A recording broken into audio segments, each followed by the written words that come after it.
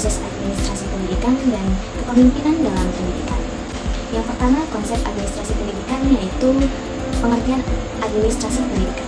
Administrasi pendidikan adalah segenap suatu proses pengarahan dan pengintegrasian segala sesuatu baik personil, spiritual maupun material yang bersangkut paut dengan pencapaian tujuan pendidikan.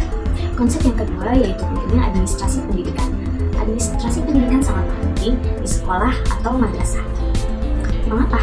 Karena administrasi pendidikan merupakan sebagai subsistem dari sistem pendidikan di sekolah atau di madrasah untuk menunjang pencapaian tujuan pendidikan.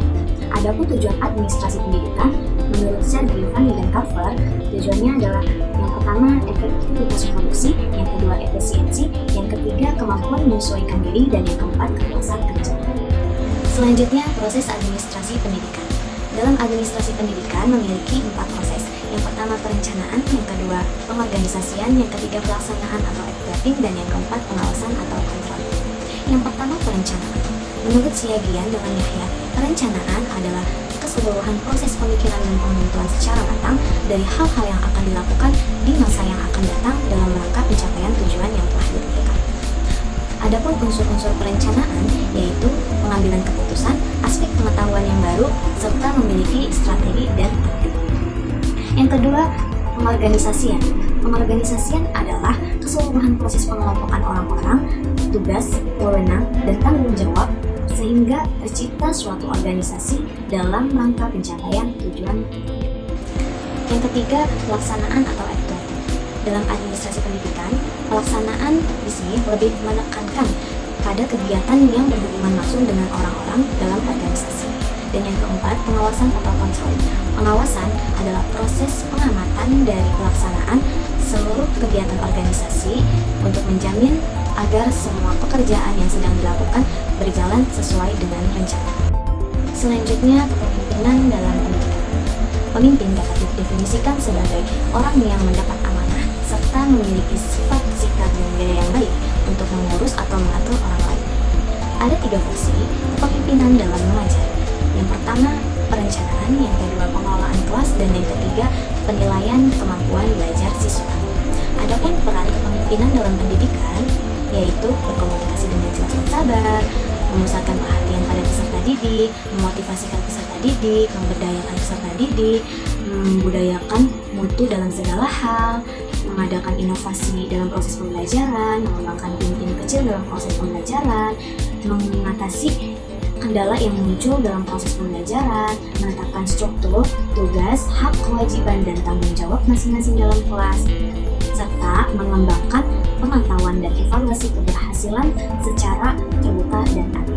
Selanjutnya, definisi pemimpin. Pemimpin adalah seorang yang mampu untuk beraktivitas, memimpin, menggerakkan, atau mempengaruhi bawahannya, melakukan koordinasi, serta mengambil keputusan untuk mencapai tujuan yang telah ditetapkan. Sifat-sifat pemimpin. Pertama, percaya diri. Yang kedua, inisiatif. Yang ketiga, energi. Yang keempat, menentukan sikap dengan waktu yang tepat. Yang kelima, kejernihan berpikir. Yang keenam, kegigihan. Dan yang ketujuh, keberanian.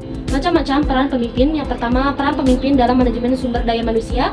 Yang kedua, peran pemimpin dalam mengambil keputusan. Yang ketiga, peran pemimpin dalam membangun tim. Yang keempat, peran pemimpin sebagai pembangkit semangat. Yang kelima, peran menyampaikan informasi. Peran pemimpin dalam pendidikan. Yang pertama, edukator. Yang kedua, manajer. Yang ketiga, administrator. Yang keempat, supervisor. Yang kelima, leader. Yang keenam, pencipta iklim kerja. Dan yang ketujuh, kewirausahawan. Bidang garapan administrasi pendidikan murid, personal, kurikulum, material, keuangan, dan pelayanan khusus. Definisi administrasi merupakan kegiatan terhadap keseluruhan komponen organisasi untuk mencapai efisiensi dalam mewujudkan tujuan organisasi. Maka bisa dikatakan bahwa kegiatan administrasi merupakan jumlah dari pekerja operatif dan manajemen. Selanjutnya, tujuan administrasi pendidik. Tujuan administrasi pendidik adalah meningkatkan efisiensi dan kegiatan operasional pendidikan dalam mencapai tujuan kependidikan. fungsi administrasi pendidikan. Yang pertama fungsi perencanaan, yang kedua fungsi organisasi, yang ketiga fungsi koordinasi, yang keempat fungsi motivasi, yang kelima fungsi pengawasan. Administrasi siswa. Siswa adalah unsur yang sangat penting dalam kegiatan-kegiatan administrasi kesiswaan. Yang pertama mengatur kegiatan penerimaan siswa baru, yang kedua mengatur kegiatan orientasi siswa baru, yang ketiga pengelolaan kelas siswa atau murid dalam kondisi kondusif. Yang pertama penerimaan disiplin murid atau siswa, yang kedua mengatur pemberian bimbingan dan penyuluhan, yang ketiga pengelolaan OSIS organisasi siswa intrasekolah, yang keempat pengelolaan data siswa, yang kelima promosi dan mutasi. Instrumen administrasi kesiswaan yaitu ada 5. Yang pertama buku induk, yang kedua buku klaper, keempat daftar kehadiran siswa, yang kelima file penyimpanan berkas siswa. Materi selanjutnya yaitu administrasi sebagai proses kegiatan manajemen dan supervisi dalam manajemen pendidikan. Ya, teman-teman sebelumnya ada sih definisi manajemen itu apa? Ya, manajemen merupakan suatu proses yang terdiri dari tindakan-tindakan perencanaan, dari organisasian, terus juga pergerakan dan pengendalian yang dilakukan untuk menentukan capaian sasaran yang telah ditentukan pemanfaatannya, baik itu untuk sumber daya manusia ataupun sumber daya lain.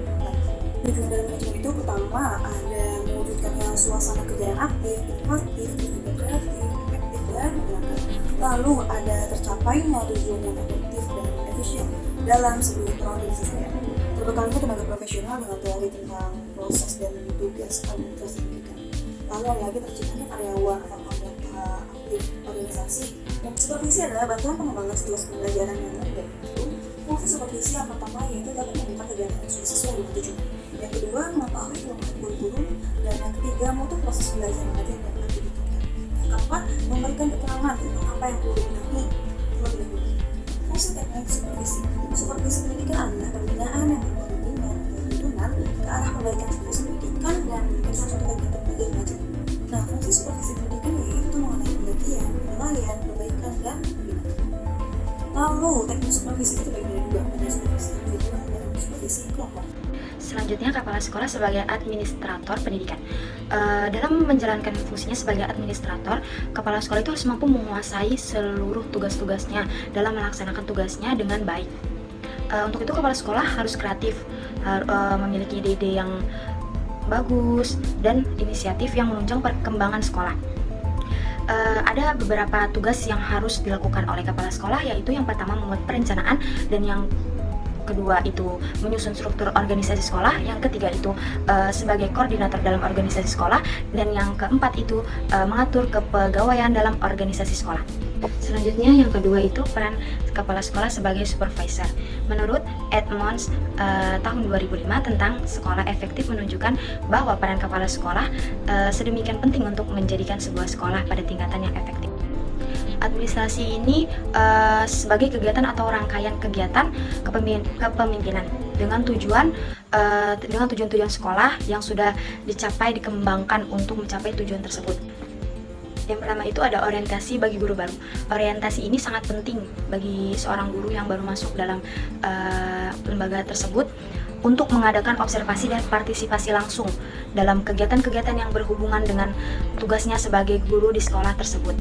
Dan yang terakhir yaitu tentang hubungan sekolah dengan masyarakat. Jadi hubungan sekolah dengan masyarakat adalah suatu proses komunikasi antara sekolah dengan masyarakat dengan maksud meningkatkan pengertian warga masyarakat tentang kebutuhan dan praktek pendidikan, serta mendorong minat dan kerjasama warganya dalam usaha memperbaiki sekolah. Beberapa pihak yang turut andil dalam membentuk hubungan sekolah yaitu yang pertama ada orang tua, yang kedua itu guru, yang ketiga komite sekolah, yang keempat kepala sekolah, dan yang kelima supervisor.